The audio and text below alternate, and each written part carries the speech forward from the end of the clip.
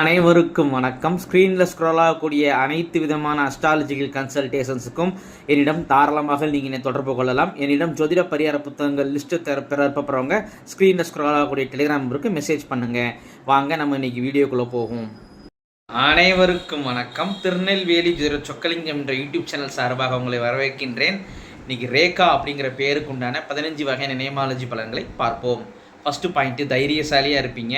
ரெண்டாவது பாயிண்ட்டு எந்த ஒரு விஷயத்துலையும் அவசர புத்தி உங்கள்கிட்ட உண்டுங்க. மூணாவது பாயிண்ட்டு உங்களுக்கு தம்பி தங்கச்சி இருந்தாங்கன்னா அவங்க மேலே அதிகமான பாசம் வச்சுருப்பீங்க. சப்போஸ் உங்களுக்கு கூட பிறந்தவங்க இளைய சகோதரம் தம்பியோ தங்கச்சியோ யாரும் இல்லைன்னா உங்களோட வயசு கம்மியானவங்க மேலே அதிகமான பாசம் வச்சுருப்பீங்க. ஆனால் அதற்கு மாறாக அவர்களால் உங்களுக்கு ஏமாற்றமே ஏற்படும். நாலாவது பாயிண்ட்டு படிப்புக்கு சம்மந்தமில்லாத வேலை தான் உங்களுக்கு அமையும். நீங்கள் என்ன படிச்சிருந்தாலும் சரி, படித்த படிப்புக்கும் பார்க்குற வேலைக்கும் சம்மந்தம் இருக்காது. அதுதான் உங்களுக்கு யோகத்தை கொடுக்கும். அஞ்சாவது பாயிண்ட்டு குதர்க்கமாக பேசுவதில் வல்லவராக இருப்பீங்க. பொடி வச்சு பேசுகிறது, அந்த நாசுக்காக பேசுறதெல்லாம் உங்களுக்கு ரொம்ப திறமசாலியாக இருப்பீங்க. ஆறாவது பாயிண்ட்டு சுதந்திர விரும்பியாக இருப்பீங்க. உங்கள் முடிவில் மற்றவங்க தலையிடுறதை விரும்ப மாட்டீங்க. ஏழாவது பாயிண்ட்டு நீங்கள் யாரை ரொம்ப நம்புறீங்களோ, யார் மேலே ரொம்ப நம்பிக்கை வச்சுருக்கீங்களோ, உங்கள் நம்பிக்கைக்குரியவர்களே உங்களுக்கு நம்பிக்கை துரோகம் செய்வாங்க. ரொம்ப கவனமாக இருக்கணும். நம்பிக்கை துரோகத்தால் அடிக்கடி பாதிக்கப்படுவீங்க. எட்டாவது பாயிண்ட்டு உங்களுக்கு யார் நல்ல க்ளோஸ் ஃப்ரெண்டோ அவங்களே உங்களுக்கு நெருக்கமானவங்களே உங்கள் மேலே பழியை தூக்கி போடுவாங்க, வீண் பழியாக போடுவாங்க. அது உங்களுக்கு ஒரு என்ன சொல்கிறதுனா ஒரு மரணத்துக்கு ஈக்குவலான ஒரு வேதனையை கொடுக்கும், ஒரு அவமானத்தை கொடுக்கும். ஸோ அதனால் ஒரு வீண் பழியை சந்திக்கக்கூடிய அமைப்புகள் இருக்குது. இதுலேயும் ரொம்ப கவனமாக இருக்கணுங்க.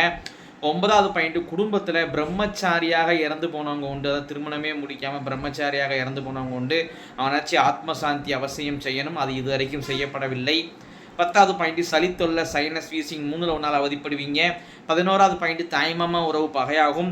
12வது பாயிண்ட்டு உங்கள் வம்சத்தில் ஒரு கன்னி பெண்ணு மூச்சு தண்ணீர் இறந்துருக்குறாங்க. கண்டிப்பாக அவங்களுக்கு நீங்கள் அந்த இறந்து போன அதை செய்யணும். நீத்தார் கடன்கள் செய்யணும். ப்ளஸ் கன்னி தேவதையை முறைப்படி வழிபாடு செய்யணும். கன்னி தேவதையை முறைப்படி வழிபாடு செய்வது எப்படி அப்படிங்கிற புத்தகமே போட்டிருக்கிறேன். ஸோ டெலிகிராம் ஆப்பில் தொடர்பு கொண்டீங்கன்னா புத்தகத்தை அனுப்பிச்சிக்கிறேன். அதன்படி கன்னி தெய்வ வழிபாடு பண்ணிக்கோங்க. 13வது பாயிண்ட் அம்மாவுக்குமே திருமண வாழ்க்கை திருப்தி தராது. 14வது பாயிண்ட் உடம்புல நோய் எதிர்ப்பு சக்தி உங்களுக்கு கம்மியாகவே இருக்கும். 15வது பாயிண்ட்டு நல்ல கௌரவமான வேலை உங்களுக்கு அமையும். நீங்கள் ஹவுஸ் ஒய்ஃபாக இருந்தாலும் நீங்கள் தான் அப்படியே ராணி மாதிரி இருப்பீங்க.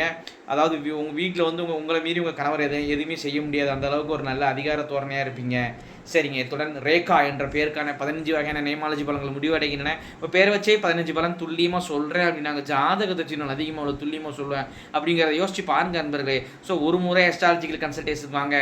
நன்றி நேயர்களே, நன்றி, வணக்கம்.